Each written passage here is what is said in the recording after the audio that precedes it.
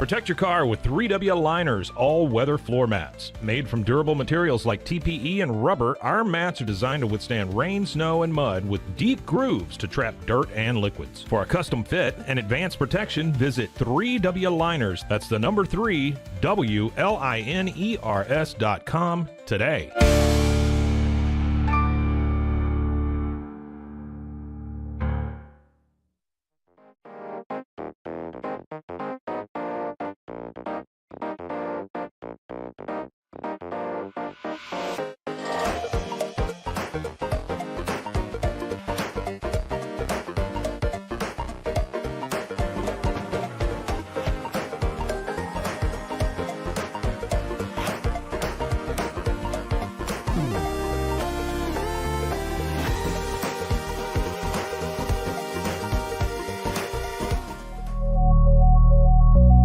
At Acasis, innovation drives us. Since 2008, we've been creating cutting-edge technology products that make your life easier. With a focus on performance, design, and customer service, we're here to help you work smarter, not harder. Join us on our journey to simplify your world. Visit Acasis.com today. That's ACASIS.com today.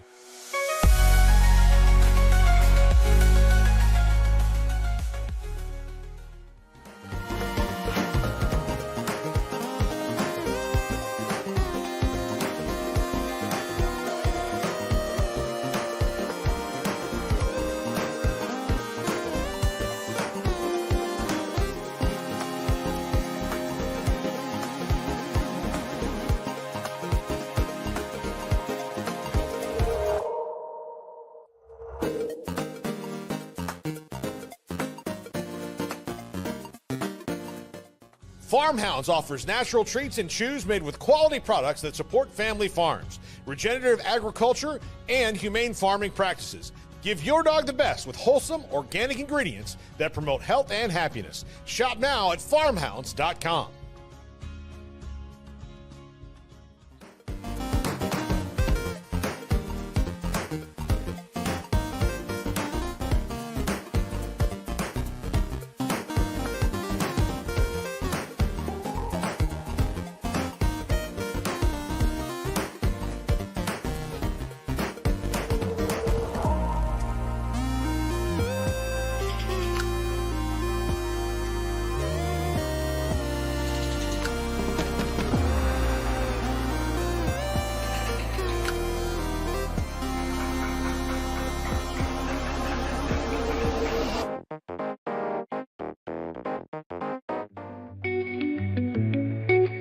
Unlock a world of convenience with Mully Box, your one-stop solution for personalized subscription boxes delivered right to your door.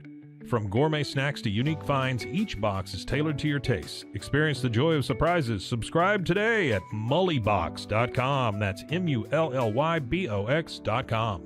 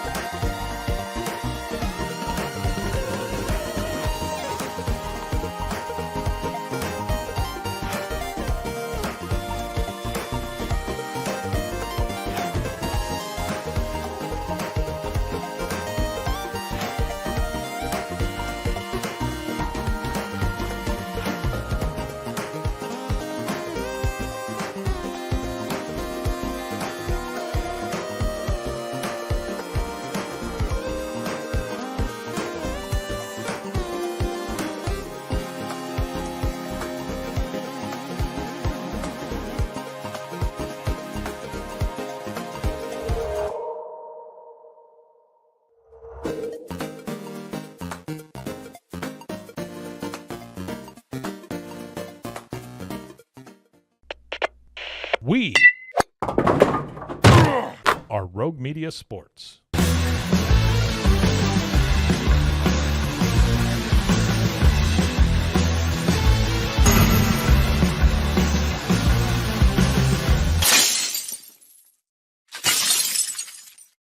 That it is, the Cam Show on Rogue Media Sports Network.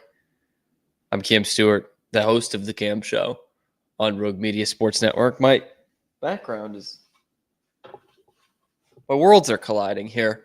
Zach Burke is keeping us on the air today, and boy, does Zach have some thoughts, especially in this third segment.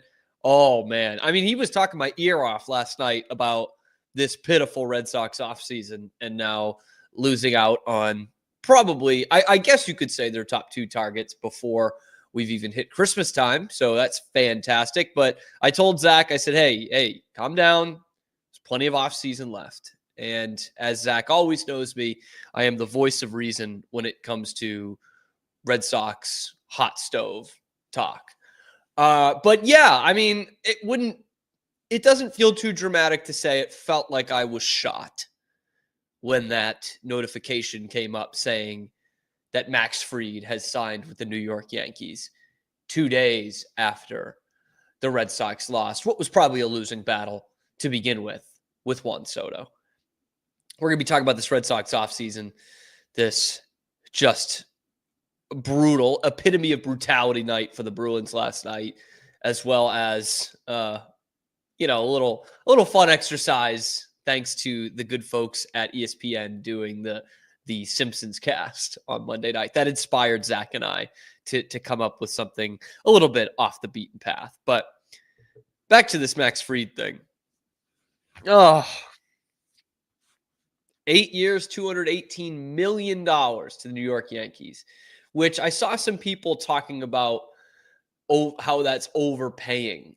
And I was like, didn't the Red Sox do, 6 or 7 for, I think it was 7 for 217 for David Price 9 years ago? Like, is it overpaying? Maybe a little bit, but like, I'm just shocked to see the comments that this is an overpay 2 days after a guy got a $765 million deal. And now we're like, here's it's still a pretty damn good pitcher coming off a lean year with not great postseason numbers, but a damn good top of the rotation lefty pitcher who's a ground ball machine and is an innings eater. And they're talking about 218 over 8 years. It's like, ooh, that's an overpay. Okay, news to me. And second off that, I mean, what have we talked about the last 2-3 baseball off seasons? What were we talking about during the World Series? You have to overpay. There is almost no such thing as overpay in the MLB offseason right now. It's so crazy. It's so Wild West. And when it comes to the Boston Red Sox, let me just tell you, there is no such thing as overpaying for a guy right now if you're the Red Sox. You are that desperate, okay? Because you've struck out for 5 straight years in the free agent market. And as much as I hate talking about it and hate reflecting on it, don't think for a second that the Mookie Betts deal or the lack thereof has nothing to do with this. Because I'm sure there are big-time players, big-time free agents who say, but they even got rid of Mookie Betts. He's like the best position player in baseball. And they traded him because they couldn't afford him. Like, what's going to happen to me after a couple of years? Like, there has to be some thought to that. And how this and therefore just thinking how this organization treats players. They could treat them as well as any organization in the world. But when you see Mookie Betts get traded in his prime, like that's for a major market team, that's a red flag. And so that we're still seeing the effects of that, I think. But what we're really seeing the effects of is an ownership group that is just not willing to commit. And they are still, I never thought I'd be saying this, but still looking far too much at value. And by that, I mean, they probably saw that 8 years, $218 million. I mean, not probably, they definitely saw that as an overpay because they didn't pay it. Because they said, you know what, that guy's not worth it for us. We'll go and find something on the cheap.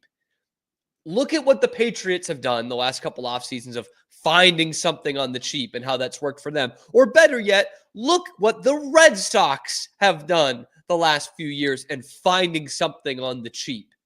Because apparently, according to multiple reports, they were not even close to the offer the Yankees gave to Max Fried. How? How can you not even be close? There were 3 big free agent starters to start this offseason. And the Red Sox were going to be players for 2 out of 3. There's only one left. You apparently weren't in on the Blake Snell deal at all. And with Max Fried, you weren't even close. So what is it going to take? What is going to open up the eyes of this ownership group to be like, you know what? We weren't even close. We might need to start getting closer at least. Because right now, the Red Sox rotation is Brian Bayo, Tanner Houck, Cutter Crawford, Cooper Criswell, and Dick Fitz. That's your starting rotation right now. I don't care how many right-handed power hitters you get. You cannot compete with that rotation. You'll get eaten alive in this division, as you have the last few years with rotations similar to this. Would it help if Brian Bayo was a top-end starter the way you paid him to be? Yes. But last year proved, right now at least, he's not. And you were going to go in on 2 of the top 3, and 2 of them are gone. You're going to hope to salvage a game in this series and try and get Corbin Burnes. But now the latest report is they might not even want Corbin Burnes. They're hesitant on the price for Corbin Burnes and are realistically looking at approaching Nick Pivetta. The price for Corbin Burnes might be too high for them, so they want to go after Nick Pivetta. That report, that sentence is everything that is wrong with this franchise right now. Everything that's wrong with it. You finally have some money to spend, and you want to go after Nick Pivetta, whom you've seen. You've seen what he can do. He's a fine major league starter. He is fine. But if you're going to tell me that you went into this offseason full throttle like last year, if you're going to tell me that you went into this offseason saying, hey, we're going to get 2 of the top 3 starters on the market, and you don't get any of them, and instead you get Nick Pivetta, why would anyone show up to the ballpark? Why would anybody watch this team? Why would anyone claim to be a fan of this team? It's a joke. It is an absolute joke. And for as much of a punching bag as the Yankees have been the last couple of months and the last couple of years in free agency, their brand is as small as it's ever been in terms of free agents. You just lost out to them. So it's great to sit around here and laugh at the Yankees. Lord knows I love doing it, but it's from a place of insecurity right now because the Red Sox are a fucking disaster. And they're just going to talk and talk and talk. And, oh, we'll be in on this guy. We'll be in on this guy. And we'll dangle these guys in for trades for some of the best pitchers in baseball. But we're not going to do anything. Of course we're not. We're just going to make sure that it's the, highest ticket price in baseball. We're going to fill the ballpark with the pink hats like we've done for 20 years because that's what will make ownership fat and happy. And we'll just continue to be complete frauds. It's the Pink Phony Club in Boston. No one is taking this organization seriously. Nobody. No free agents, no insiders, no GMs, no agents. Nobody is taking you seriously. And for what? To save a couple of bucks for the fucking Penguins. I can't stand this shit. It's getting so old. And did I buy into it? Yeah, a little bit. Did I think they were going to get Juan Soto? That was a pipe dream. But when I saw the money that they finally got at their disposal and this crop of free agent pitchers out there, I said, yeah, there is no reason the Red Sox shouldn't get 2 out of 3. No reason. All it costs you is money. And they won't do it. They won't do it. And now the talk's going to be Nick Pivetta. Oh, and maybe Jack Flaherty. Oh, but he's probably out of our price range too. Or the White Sox are asking too much for Garrett Crochet. They're not even going to sign Bregman. which I don't want, to be quite honest. I don't want Alex Bregman. I don't want that to be, the crown jewel of your offseason. I think it's Trevor Story 2.0. May God rest his soul, Trevor Story. But they can't even agree on that. The ownership to the GM office to the manager, there's no agreement. There's 3 different pages here. None of them are on the same one.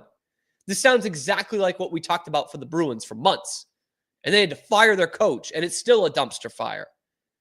None of them are on the same page, because now the report is that Breslow does not want Alex Bregman and Alex Cora does. Why did he sign an extension to be the manager if they're not on the same page? Because clearly they haven't been the last few years. And when he signed that extension in the middle of this season, you thought, okay, finally, that means he's got some sort of assurance that they're going to bring somebody in. And right now, through the first month of free agency, it is the same old crap. Soto gone, Blake Snell gone, Max Fried gone, shit, even Nate Eovaldi is gone. Back with the Rangers. You missed out on that one too. So now what? Because I can't lie to you guys. I have no confidence in them getting Corbin Burnes, even though it would still make perfect sense. Perfect sense. And so what does his price now become? 250, 260? With Fried getting almost 220? Whatever. Do it. It's just burning a hole in your pocket. You're just saving it for what? And I don't mind dangling a couple major leaguers out there for Garrett Crochet. I'd rather not have to give up Abreu and Casas and another prospect, a top prospect, obviously. But if you miss out on Corbin Burnes, the Mariners and the White Sox are going to have you over a fucking barrel.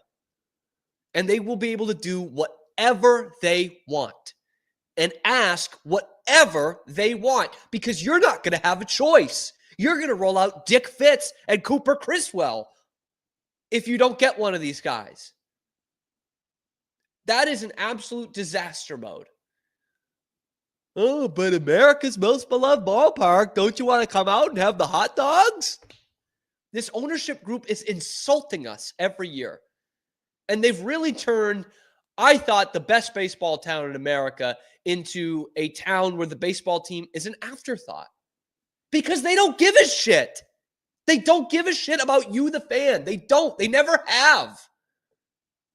And they haven't cared about putting a good product on the field in 5 years.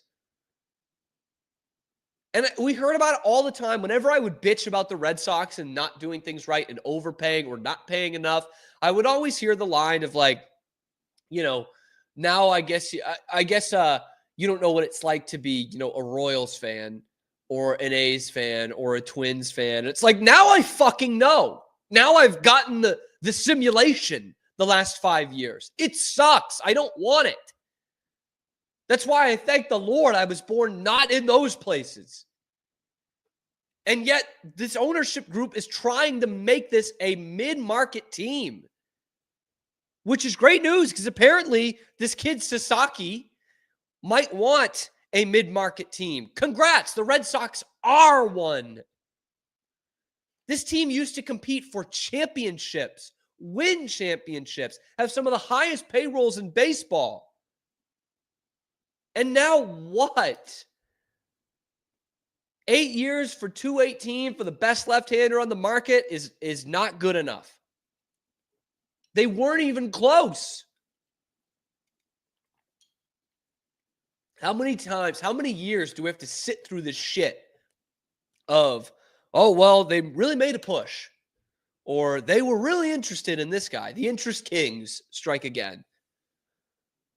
Because honestly, the thought I had of the Yankees at their lowest brand outpaying the Red Sox significantly, outbidding the Red Sox significantly for Max Fried, a guy the Red Sox really wanted, it made me think, well, it's been 6 years since a World Series. Only 80 more to go. Is it overboard? I don't know, man, but it's frighteningly similar to what the Red Sox went through in the last century. Won a bevy of World Series from the aughts into the teens. They had some of the best players in baseball. They sold one off.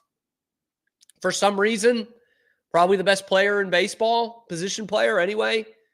Kind of sounds like Babe Ruth. Kind of sounds like Mookie Betts. You sold them off. You sold off the rest of your good players. And then you entered into this decade of, beyond mediocrity. They were awful in the 20s and the 30s. And you just brought in a bunch of nobodies, tried to save a buck.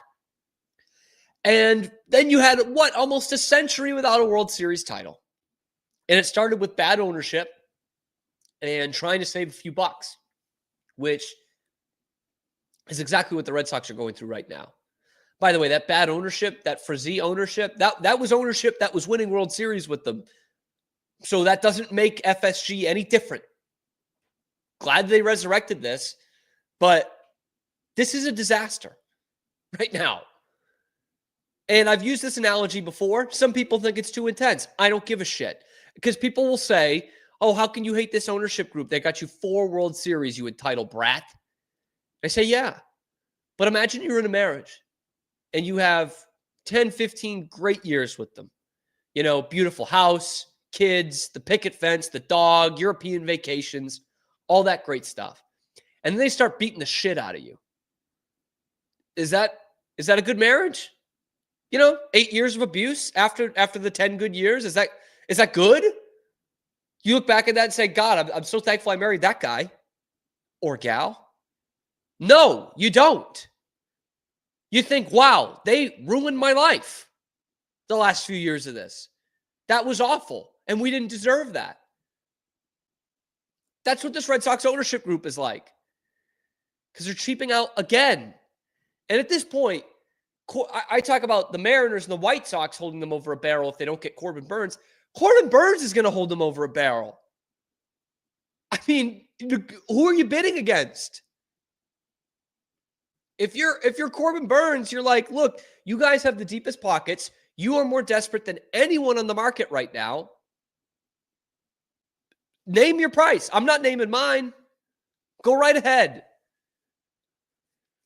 And now I get this. I saw somebody comment on it yesterday. I couldn't remember who it was. And they were like, well, now the other thing too is like Casas knows he's in these trade talks. Now he's going to be pissed off. Now? He's been hearing that for 6 months. What do you mean now? I'd love to keep Tristan Casas in a perfect world. But if that's going to net you Garrett Crochet, bye. Give me Garrett Crochet.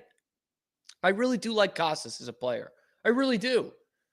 But you can't roll out a starting rotation with Cutter Crawford, Cooper Criswell, and Dick Fitz. You just can't do it. As hilarious as the name Dick Fitz is, you can't. You would be the laughing stock of this league, and you're pretty damn close already.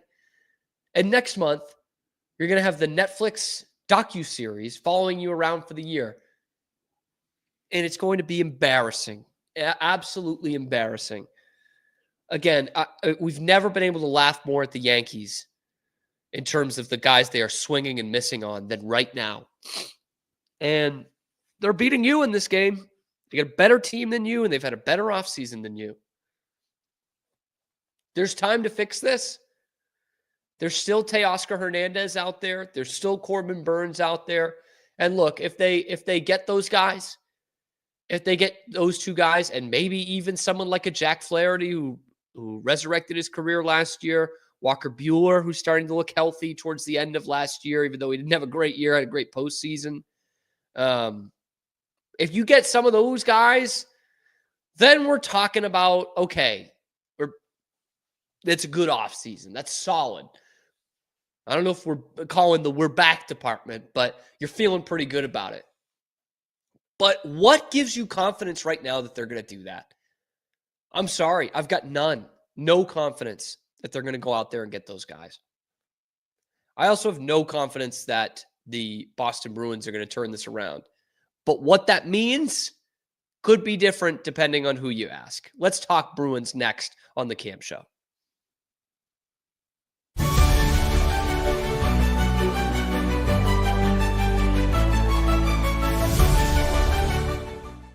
Nobody tells our stories better than our clients. The difference is stark. I was rear-ended at 70 miles an hour. I was injured, had a concussion. The insurance company, they delayed. They were playing games from the initial conversation. They weren't going to help me. The biggest thing I learned through this is that you can't go through this alone. I called Daniel Stark. They were going to help me and everything was going to be all right. Daniel Stark got me 10 times the insurance company offered. The difference is stark.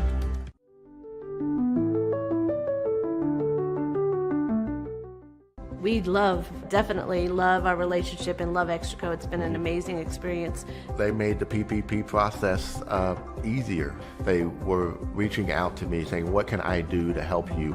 That made a huge difference because my stress level, when we shut down, to afterwards was night and day. Our experience with Extraco has been phenomenal since the very beginning, so we love Extraco.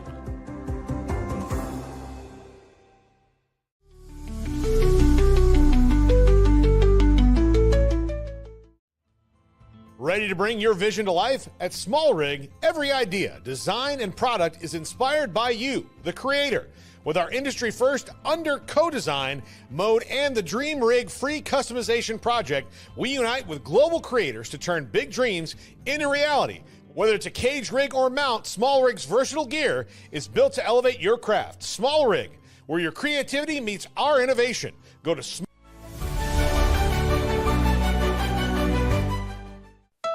Want to turn your passion into profit? With Blogify, creating a blog has never been easier. Build, customize, and grow your site with powerful tools designed for beginners and pros alike. Start sharing your story today and watch your audience grow with Blogify. Download Blogify now in the App Store.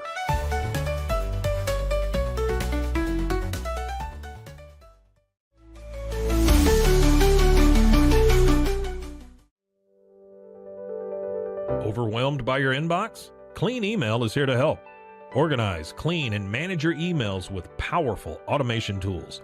Say goodbye to spam and clutter and enjoy a stress-free inbox. Try Clean Email today at cleanemail.com. That's CLEAN email.com. Welcome to a special edition of the Doomsday Podcast. Look at this. We got one of the great golfers in the world, certainly one of the great pass rushers in NFL history. But he also had a vision for you. And so it was like you had the best of both worlds, right? You had somebody on you early, and then you had somebody who was maybe more relaxed. What were a couple of your biggest takeaways? The first thing you referred to that I've spoken to some personnel people and general managers of the league to get some, independent, objective assessments of the players the Cowboys picked, and we'll go through that. Has the general manager changed at all in the draft for you? Nope, it's been the same since I was here the last time.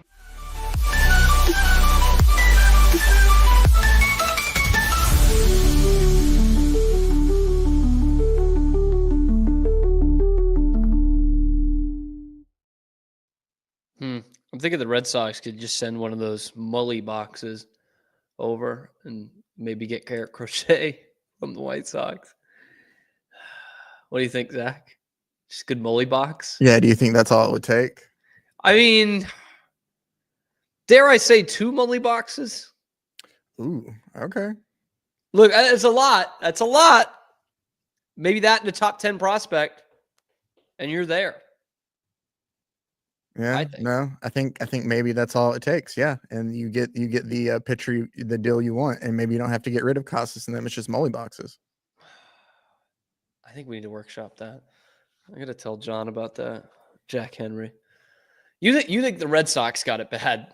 Oh boy, you think the Red Sox have it bad right now? May I interest you in the Boston Bruins? Just when you thought they had turned the corner, the Bruins show who they really are once again. They're bullies. They're bullies. And we used to say that in a term of endearment. But no, we have gone from the Broad Street bullies and the Flyers to the Causeway bullies because they beat up on the weak and they crater when they face a good team every time. There was talks. I talked about it on the show last week. Is it Sacco or is it the schedule that got them to win 7 out of 9? And I thought, probably a little bit of both. I liked the way they were playing under Sacco. Their defensive alignment, like, finally felt like a team that was going to win on defense, which they weren't really trying to do with Montgomery. But it was undeniable that their schedule was filled with non-playoff teams, just filled with them. And it's great. You beat Detroit, you beat Chicago, you beat Philadelphia. Awesome. It's good. Wins count, right? Points count the same. But then you finally face a good team. And I remember thinking about this last night, just saying, like, look, I don't even know if the Bruins are going to win this game, but I need them to show the positive habits they've been getting into under Sacco against a good team. Winnipeg's probably the best team in the league the first 2 months of this season. And the Bruins looked like they shouldn't have even been in the same league as the Winnipeg Jets. We're talking about the Boston Bruins here. They didn't deserve to be on the same ice as the Winnipeg Jets. It's the only time the Jets will beat Boston in anything, so congrats to them. But, I mean, just laughed off the ice. They don't play a good first two periods, but they're only down 3-1. And Lord have mercy on any of those who didn't watch the third period, saw the score at the end of the second, and then saw the final score, saying, down 3-1 going into the third period. They probably don't have much of a chance to win this game. Winnipeg is 14-0 this year when leading after two periods. But maybe they'll put up a fight here. They'll score. They'll pull the goalie early, blah, blah, blah. No, they lose 8-1. 5-0 in the third period. What a fucking joke. Joke of a team. They just completely lose their heads. They forget how to play hockey when they're playing a good team. When someone's actually going to push them back in the actual game, they can't do it. They cratered. They cratered the first period last night. Carlo takes a double minor. They're taking penalties like a minute into the game. They're giving up a late goal again in the last 2 minutes of a period. And 2-0 after one against a team like Winnipeg on the road. You're probably done right there. That's not St. Louis. This is a team that is arguably the best in the league with an actual great goaltender. You want to know what a great goaltender looks like that's worth over $8 million AAV? Look at the other end of the ice. That's who it is. Not some guy who's going to bitch all offseason about his value and then suck for the first 2 months of the season. There are plenty of problems with this Bruins team. But the goaltender is far, far from any kind of criticism here. He deserves all of it. He stunk last night again. And how many times has he been on the ice this year for giving up 6 goals? They keep him in the whole game. They just let him take it. It's almost like this message from the coaching staff, whether it be Montgomery, who I saw not pull him in a game I was at in Dallas when he gave up 7, or Joe Sacco letting him get out there, get shelled for 8 against Winnipeg. Like, it feels like this team is like trying to settle scores when they're playing good teams and not actually trying to beat them. And, oh, great, we'll have the great Trent Frederick highlight of him one-punching a guy who never fucking fights.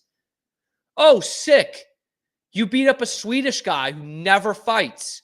Awesome. You're a real tough guy. And then that gets left with Kastelik having to get in a real bout and Zadorov having to get in a real bout. And those are the guys who should be fighting. Don't get me wrong. But it's like, what score are we trying to settle? And I've seen this with some of these losses against good teams is, they get some nasty at the end. They get some big hits. They get some fights in there. And some of the leather-lunged fans are like, yeah, at least they're showing some toughness. It's like, no, I love a good fight and standing up for your guys. But what's happening with these Bruins teams is they're getting their ass kicked so catastrophically that they have no choice but to show some pride by fighting guys. And like once or twice a year, that's what you got to do as a team. It's just not your night. You get shelled and you got to show that you're not getting pushed around. With the Bruins, it's like once a week because they get shelled so goddamn often. Anytime they play a team that's in a playoff position, they get fucking shelled. It happened again last night. 8-1. Good God. You should make them sleep outside in Winnipeg in December if you lose 8-1. Like, show me some pride. Not by fucking one-punching a Swedish guy with like 2 career fights. Show me some pride by actually playing some goddamn hockey rather than whatever the fuck that was. Again. Oh, I wish they could all be Chicago's and Detroit's and St. Louis's and Philadelphia's, but they're not. And the sick part of all of this, the sick part of this whole thing, is they are going to make the playoffs. So yes, Chad, thank you for the question. They will be making the playoffs because the teams below them, the Ottawas, the Detroits, the Montreals, they are worse somehow. They are young, they are inexperienced, they're undisciplined, and the Bruins have the undisciplined part, but sometimes they can actually play a good defensive game plan and beat some of these teams, like we saw the last 2 weeks. But they're gonna get their ass kicked in the playoffs. I mean, Washington last year was one of the worst playoff teams I've ever seen, and skill-wise, the Bruins are right there. I mean, this is what I've been talking about all season long. Even when the structure looked better under Sacco. And again, that if it continues to do that, they will get in the playoffs just being bullies. But the problem here still is they don't have any talent. Like any. Brad Marchand is your leading goal scorer. And I'm like Jekyll and Hyde with Pastrnak. Because part of me is like, Pastrnak has no help. He has no playmaking center. He has all the attention on him. And then the other part of me is like, if he's really that great, can he score some more fucking goals? Can he score more than one in like a 9 or 10 game span? Is that possible for him? Because boy, does he look out of it. I don't know what the injury is. Maybe it's worse than we think, than what we're hearing. But I mean, he just looks a shell of the player we've seen as the well over 100-point guy the last couple of years. I mean, just not even close. And everyone was lauding him for his play, that assist in the overtime winner against Detroit to Pavel Zacha. And it was a good assist, and it won them the game. But when he's getting the puck off a turnover right in the slot, in the low slot, and he is a guy who has had 60 goals in a year, why in the fuck is he not shooting? Why is he not scoring? I mean, again, it goes for naught because he assists on the game winner. But, like, we've got to be asking those kinds of questions. And speaking of the non-playmaking center, we can rail on Jeremy Swayman for not having a good year, Trent Frederick giving you nothing, Brandon Carlo giving you nothing, Charlie McAvoy completely losing his head anytime there's any kind of adversity. We can do all of that. But how about we take a look at the guys they signed in free agency? Because these guys are absolute frauds. Absolute fucking frauds, man. Nikita Zadorov, who I got to admit, I put the blinders on. I didn't really think he's what the Bruins needed. And I didn't like that he is on organization like number 6 or 7 by age 30. And that he doesn't give you any offensive output. I didn't like any of those things. But I got to tell you, my hockey Neanderthal took over. I was like, oh, big Zadorov. He's going to nail guys. He is going to give the Bruins an edge that they need. You know, in 2007, they bring in Chara because they need that edge, that oomph, right? But they needed to build a team around him. You don't need to build a team around Zadorov. He's going to give you all those positive things without being, you know, a Norris Trophy winner. He's garbage. I mean, he is absolute garbage. He serves no purpose on this team whatsoever, which is probably more than I could say about Elias Lindholm, who is an absolute negative. You're telling me that is a center one in the NHL? That guy, that joke? And I was wary on this one. Is he the guy who scored 40 goals in one season with some unbelievable talent around him on his line in Calgary? Or is he the guy that couldn't really produce at a number one center level every other year? Every other year that he played. Is he the 42-goal guy? Or is he the guy that never even scored over 30 outside of that? Is he the 42-goal guy? Or is he the guy who has been a minus player for all but 4 years of his career? Which one? And he is a decent defensive forward, although I'm not saying he's a great defensive forward anymore. I can't say that. But you sign him to be center number one, to open things up for your offense, especially for David Pastrnak. 30 games, 3 goals, 10 assists, 13 points, and a -3. Are you kidding? He's one of the worst centers in the fucking league. Are you kidding me? That's your number one center? That's the guy you're paying $8 million to every year? He's horrible. He's fucking horrible. 13 points in 30 games and a -3 for a guy who's supposed to be like a Selke finalist? And the coach is the problem. Yeah, that's right, Jacobs family. The coach was the problem, not the guy who gave Elias Lindholm $8 million and signed Nikita Zadorov to a 5-year deal. Not that guy. It's the fucking coach's problem. Like, how can we not look in the mirror here? This is the roster that Don Sweeney has built.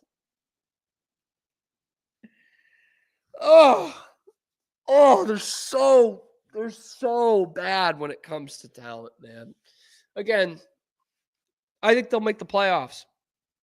I do, but they'll get absolutely boat raced by someone in the first round. Probably Carolina, because that's the way it goes for us. Carolina will be the one. They'll beat them in 4 games. There won't even be a 1-goal game in there. This team, it just has no talent. And even coming into this season, you knew there wasn't a ton of talent, but you thought Elias Lindholm had talent. He doesn't. You thought Charlie Coyle had some talent left. Doesn't. You thought Trent Frederick showed you a little bit of talent last year. Nope. None. You thought David Pastrnak was a 50-goal scorer. Not even close. Thought Brad Marchand had something left in the tank. Not really, even though he was your leading goal scorer. Just no talent up and down this lineup. But I'll be damned if I go another day without putting Elias Lindholm through the woodshed, man. I mean, he's dreadful. Just a dreadful, dreadful, dreadful hockey player. And it's too bad. He seems like a nice guy. But that's where the compliments end. He's an awful, awful hockey player to be a number one center on your team. Ugh. The Bruins get an F in team building. But Zach and I are going to really bump up the grades in terms of team building. What would Mr. Burns do if he had to build a football team? Please, something light to save my life after these first 2 segments. That's next on The Cam Show.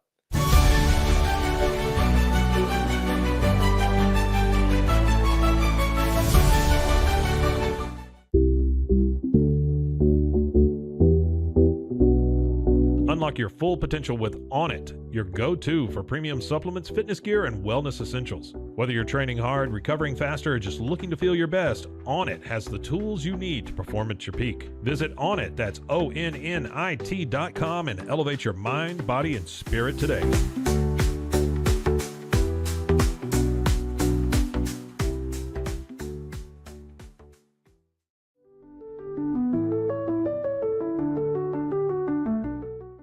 We definitely love our relationship and love Extraco. It's been an amazing experience.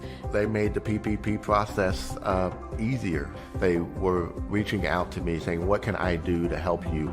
That made a huge difference because my stress level, when we shut down, to afterwards was night and day. Our experience with Extraco has been phenomenal since the very beginning, so we love Extraco.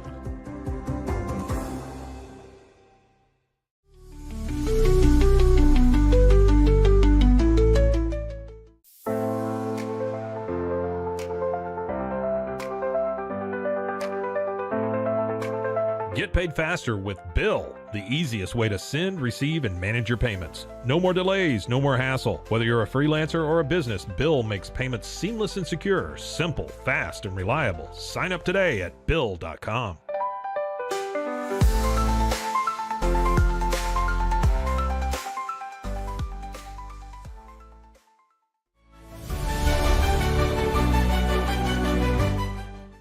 Nobody tells our stories better than our clients. The difference is stark. I was rear-ended at 70 miles an hour. I was injured, had a concussion. The insurance company, they delayed. They were playing games from the initial conversation. They weren't going to help me. The biggest thing I learned through this is that you can't go through this alone. I called Daniel Stark. They were going to help me and everything was going to be all right. Daniel Stark got me 10 times the insurance company offered. The difference is stark. Relax with Hemp Delicious. Organically grown hemp, massively blended with delicious organic herbs, responsibly sourced for their holistic benefits. Each sip offers calming, antioxidant-rich wellness. Brewed just for you. Sip the calm with Hemp Delicious. Find your blend at hempdelicious.com.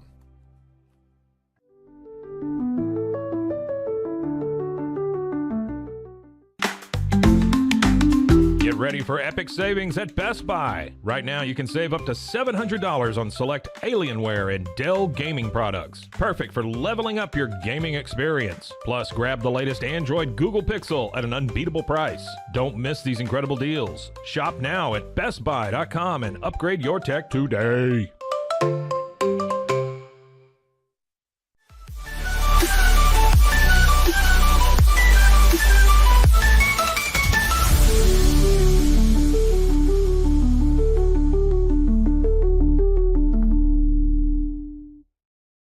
Oh, yeah. It's the Cam Show. It's Cam Stewart, Zach Burke producing, and we're going to build a team, Zach. We are. We are assembling a team, and I was inspired by the Simpsons cast. Did you watch the Simpsons cast on Monday night? No, I didn't. You could have said yes. I would have had no idea, brother. Well, yeah, but I'm not going to, I don't know. I'm not going to lie to you. Like, bringing the honesty to the show, Zach. Yeah. So, no, I didn't. Was it pretty decent? I don't even know if I've actually seen anything from it. Here, So while you talk about it, let me look. Yeah, so I did catch some of it and saw a bunch of highlights on Twitter. I didn't notice until I turned it on that it was what is slowly becoming my mortal enemy on the play-by-play. And that is Drew Carter, who is the Celtics play-by-play guy. Yeah. And he's my mortal enemy out of pure jealousy because he's like my age and lived in my area and is the play-by-play voice of the Celtics while I am doing the Cam Show. Nothing against the Cam Show, but I'd rather be doing that. I think we all would. And he gets to like make out with the Bruins studio host, which is pretty cool. So he's becoming my enemy. I don't like that. And I saw Mo Sislak making some big plays. I just watched Homer throw a touchdown pass Yes. to CD Lamb. Yes. But here's the thing, and I'm going to run the risk of sounding. Lisa burned him in coverage later in the game. Lisa just left him for dead and scored. I was hoping for something more animated and less 3D than this. Too bad, brother. I know. Too bad. They weren't caring about me and my feelings on that. I get that, but still, like, this doesn't feel very Simpsons-y. Like, I get that it's like Simpsons adjacent, but Homer's only ever looked like that in that one Treehouse of Horror. Maybe another one, but like, you know what I mean? Yeah. It's just that's true. We've talked about this off air, but what is your favorite Simpsons episode? It is Homer versus the 18th Amendment. I will still quote to this day, we're going out if we don't come back, avenge our deaths. But that is my favorite. It's so silly and so stupid, but that is my favorite Simpsons episode. Well, I really just set you up. I actually did want to know that, but I set you up because my favorite Simpsons episode is Homer at the Bat, which is season 3, episode 16, I believe, which leads me to my favorite bit of artwork that I had to go in the laundry room to take off the wall. But I got this canvas. Oh, nice. Can you see it? Yeah, I can see it. I see Griffey in the wheelchair. And I'm trying to remember, is that Steve Sachs? I'm trying to remember everybody who's on the team. Oh, I love that. Some more burns there. There's Wade Boggs. Is Ozzy? Smith a part of the team? Yes. Okay. He's the one off into space here. Yeah. At the top. So it's my favorite episode. And that is the team that Mr. Burns actually picked right there with, Clemens, Strawberry, Steve Sachs, Mark McGuire, Don Mattingly, Ken Griffey, Wade Boggs. So is McGuire on 2 episodes then? I believe so. Because there's the one where Jose the satellite Canseco's on this. comes down and he's like, "You want me to tell you about the satellite, or you guys want to watch me hit some dingers?" And the kids are like, "Dingers, dingers," and then he hits home runs.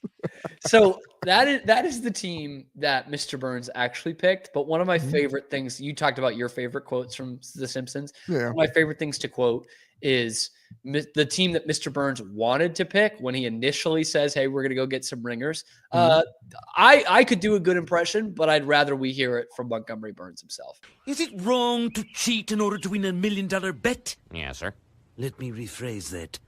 Is it wrong if I cheat in order to win $1 million bet? No, sir. Who would you like killed? No, Smithers. I've decided to bring in a few ringers. Professional baseballers. We'll give them token jobs at the plant and have them play on our softball team. Honus Wagner, Cap Anson, Mordecai Three-Finger Brown.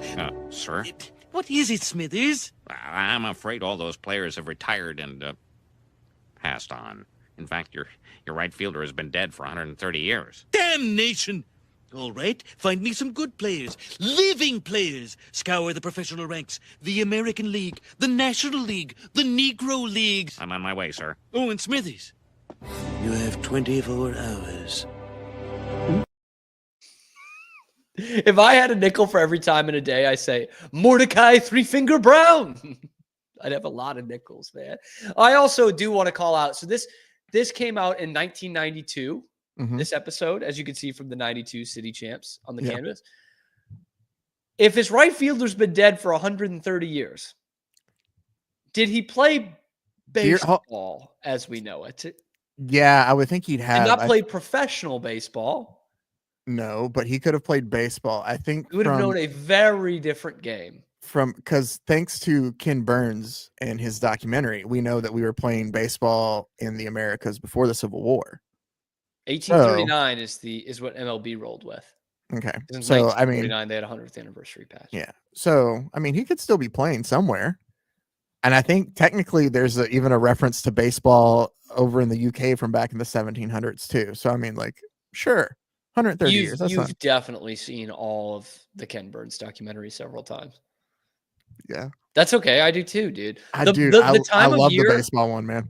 The time of year when I am most into baseball is like Christmas time. Like right now. Yeah. No, this is like the perfect time to watch it. Because I think about the good stuff and I cozy up and watch Ken Burns' baseball. They do a marathon on MLB Network on Christmas Day.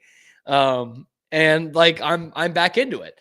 And then the Red Sox start playing games. So I'm like, I don't need it. Well, I mean, these we can Fanatics enjoy it, uniforms, and I'm like, Anyway.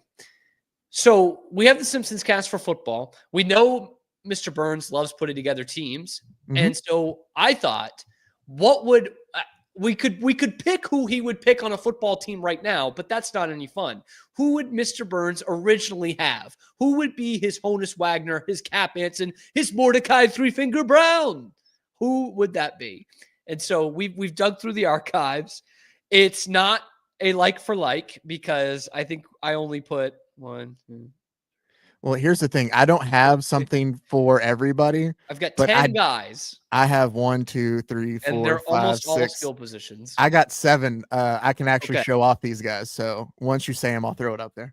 Okay. I'm going to, all right, let's do it this way. So the one non-skill position guy is the center, Mel Hein. Don't have anything. That's okay. Mel Hein was on the all-decades NFL team of the 30s. He was called Mr. Indestructible, which is, I think, something that Mr. Burns would like. Now, here, I'm going to kind of bounce around on this list. So sorry about that, Zach. I said that's fine. Bounce around a little bit on it because I do have a guy who plays the only other defender, kind of plays defensive back, but it's also a kicker and a punter, and once allegedly caught his own punt and ran it for a touchdown.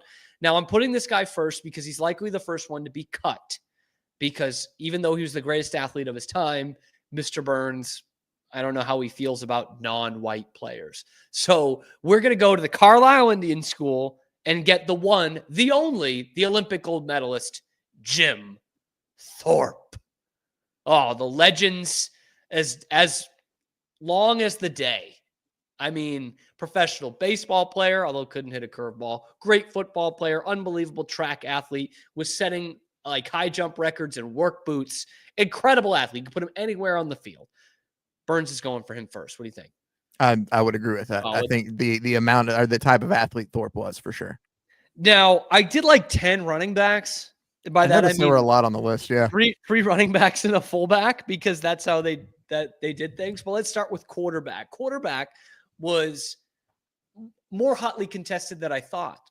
But I am going to go. I think Mr. Burns likes a good Southern twang, good Texas boy who calls his own plays, even though Burns might put an end to that pretty soon. And that is going to be slinging Sammy Baugh.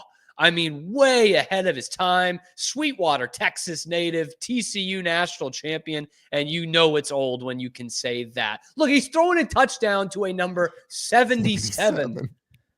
That's what I'm talking about. 33 to 77. I love a quarterback that wears a wild fucking number. So that's why I'm going with Sammy Baugh. What was the last one? I'll look that up for later. I am curious what the last, who the last Rebel was that was like number 33 at a quarter, at the QB position. Man, you got to go way back. I mean,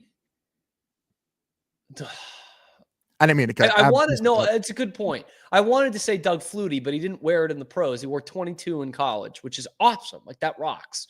But yeah, I think it's been since then. The Permian quarterbacks, when I covered Permian High, Friday Night Lights, they always wear either 20 or 25, which I think is really cool. Yeah. But yeah, you got to go back pretty far. There's not many of those anymore. So quarterback, Sammy Baugh. First running back, the great Red Grange, the galloping ghost himself from the University of Illinois. He once had 4 touchdowns of over 60 yards in one quarter against the University of Michigan 100 years ago. Look at that ref go, keeping pace for pace with the galloping ghost. I mean, no running back of his time that was any better. Undoubtedly, the best pure football player on this team, Red Grange. How can you not pick him? Let's go with another running back. The father of a now famous actor, an actor who himself played quarterback in the Rose Bowl, but his dad's still more famous, one of the most iconic players in the history of the University of Michigan, the Heisman Trophy winner in 1940. That would be old 98, Tom Harmon. Look at the tattered jersey there. All you need to hear. That was a hard one to find. Because he can do it all. I kind of had him as a utility guy because he would catch a lot of passes as well. He was the first of that kind back in the day. He was playing for some great Michigan teams, which had, Benny Oosterbaan and guys like that on the team. So I'm keeping Tom Harmon. And if you couldn't guess from home, that's NCIS, Mark Harmon's dad. There you go. Another running back who I think might be an attitude problem for Mr. Burns, but his icon is too much to deny, because when Mr. Burns needs some motivation for his team, he's going to point to another guy in the locker room and say, let's win just one for the Gipper. Notre Dame's first ever All-American from the UP, Mr. George Gipp, a heck of a player himself, obviously much better in terms of the icon that he became, and what Mr. Burns is going to like as one of the few Republicans apparently in Springfield is that he was played on the silver screen by none other than Ronald Dutch Reagan. Let's look a little bit elsewhere in the backfield, but also on the defensive side. This guy doubles as a defensive tackle and as a fullback. He has an award named after him in college football, a good Minnesota farm boy, Bronco Nagurski. Look at this man, just dragging people with him. He is an absolute horse. I mean, he was down. He was definitely down back there. There's a guy who's not even wearing a helmet blocking on the line, and Bronco Nagurski is somehow the toughest guy on this football field. I mean, an absolute ox of a human being. There's no way Mr. Burns has a team without a guy named Mr. Indestructible and Mel Hine and without Bronco Nagurski. Just can't do it. Just can't do it. Wide receiver. We're going to look in the Big Ten in this one, or at least Big Ten country. First one, Don Hutson. All-American himself. That's all I got to say about him. That's all I got on this. They were called ends back then, ends and flankers. I got you. And there were few that were prolific. Don Hutson was one of them. Don Hutson absolutely was one of them. And the other one that I'm going for is a 2-time consensus All-American in 1929 and 1930. The stock market might have crashed, but Wes Fessler of Ohio State did not. He was one of the great pass-catching guys of his time because he played a little back as well. Went on to coach Ohio State, actually, in the famous 1950 Blizzard Bowl in Columbus, which they lost to Michigan. But he was a no-nonsense guy from back in the day and would be a healthy addition to this Mr. Burns football team. So to recap all of that, the center, Mel Hein, is snapping it to Sammy Baugh, who can either hand it off to Red Grange, Tom Harmon, or George Gipp. He can also hand it off to fullback Bronco Nagurski or throw it out to Don Hutson or Wes Fessler. And if none of those work on 3 downs, Jim Thorpe is going to be punting it. I'd say that's one heck of a team of ringers for our C. Montgomery Burns. What do you think? I think I would completely agree. We'll show Sammy one last time because I do love the 33-77. But yeah, this has Mr. Burns' team written all over it. Like actually pretty good mechanics from Sammy Baugh. Yeah. Which, I mean, we didn't know about mechanics in football for another like 30 years. We need to get back to like Sid Gilman in the 60s in the AFL to really get a guy who's bearing down on mechanics rather than just, hey, get the ball there. I mean, that tape you could run today of slinging Sammy Baugh. You've been to Sweetwater? Maybe once. Way out west. It's got a It is, yeah. stadium, I haven't been out Mustang west Bowl. too much, but yeah, you ain't missing much. Actually, you are. West Texas does kind of rock to visit, but just not to live. Sweetwater's a nice little town, man. All right. I think Mr. Burns has a heck of a team there. Maybe someday we'll go over who it would be. Who would the football team be in 1992? Oh, that could be a good one. That could be a good one. You were alive then, so I'll defer to you on that. Well, I mean, I'm like 5, but still, yeah. You were alive, Zach. I was not. That's true. Fair enough. I did like at the end of the softball episode, they did like a remake of the song, but it was talking softball. Oh, yeah. That is the only bit of media that my girlfriend knows anything about, like baseball players. Is from the Simpsons episode? Yes. Yeah. She'll be like, oh, yeah, Don Mattingly, the sideburns. I'm like, yeah, sure. Yeah. And that's about all she knows. In fact, linking it back to Ken Burns, not Montgomery Burns. One time I was watching Ken Burns' baseball, and she was just like, I don't know, reading in the room or something, but it was on. And this is not meant to denigrate her at all, but grew up pretty rich, private high school, University of Virginia, which is one of the most pompous places on the planet because they don't use the word campus. They call it grounds. They don't call people freshmen or sophomores. It's first year, second year. Closing exercises is the name of their graduation. Like as pretentious as it gets. And she listened to like 2 of the talking heads in Ken Burns' baseball and said, how do you even listen to this? This is the most pretentious thing I've ever heard. I'm like, this is baseball, honey. This is the only selling point they've got, okay? Nostalgia and hyperbole. That's what we do. And when you're doing a 10-part series on the complete history of baseball, that is what you're going to get. And I'll lead it up in December and January. I actually drove by, real quick, last point.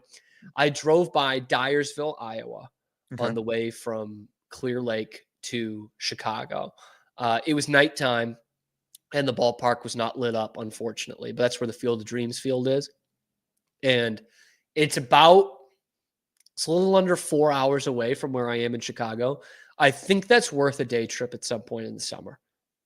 It's a lot of time in the car, but I think it's worth it. Anyway, Zach, thank you. Thank you for helping me put together this team and put together this episode and keep us on the air. We encourage you to like and subscribe. It really helps out the channel a lot.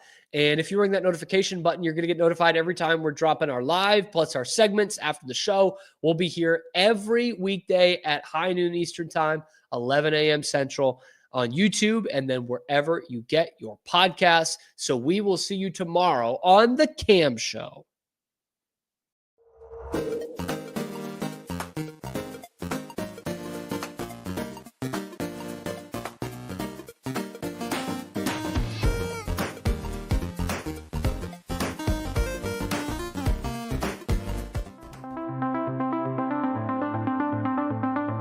Transform your workspace with Hanomi Ergonomics. From adjustable chairs to standing desks, we provide solutions for comfort and productivity, whether at home or in the office. Improve your posture, reduce strain, and work smarter. Visit us at hanomi.co today. That's HINOMI.co today.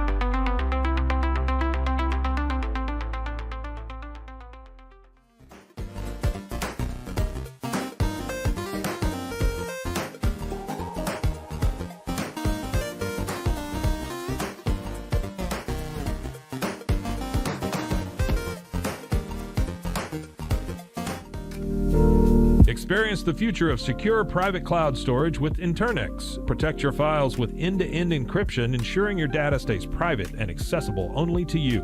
Enjoy seamless, fast storage without compromising security. Visit Internex.com today and take control of your digital life. That's INTERNXT.com today.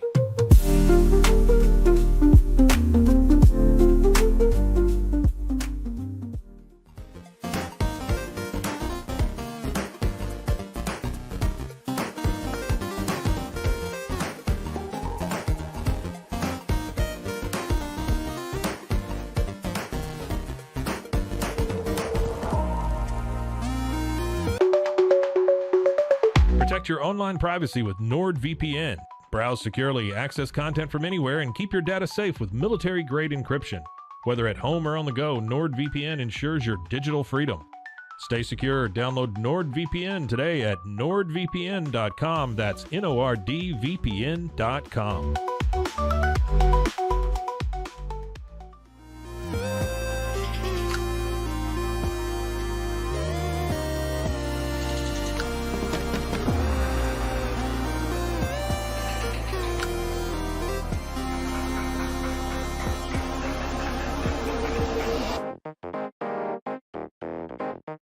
Tusains, we understand that maintaining a healthy lifestyle can be challenging, especially in today's fast-paced world. That's why our mission is to make fitness accessible to everyone, anywhere. Committed to excellence, we adopt a user-centric approach guided by ergonomics and medical science. With a team of seasoned professionals in R&D, design, and manufacturing, we prioritize quality across our entire product line. Visit Tusains.com today and start your journey to better health. That's TOUSAINS.com.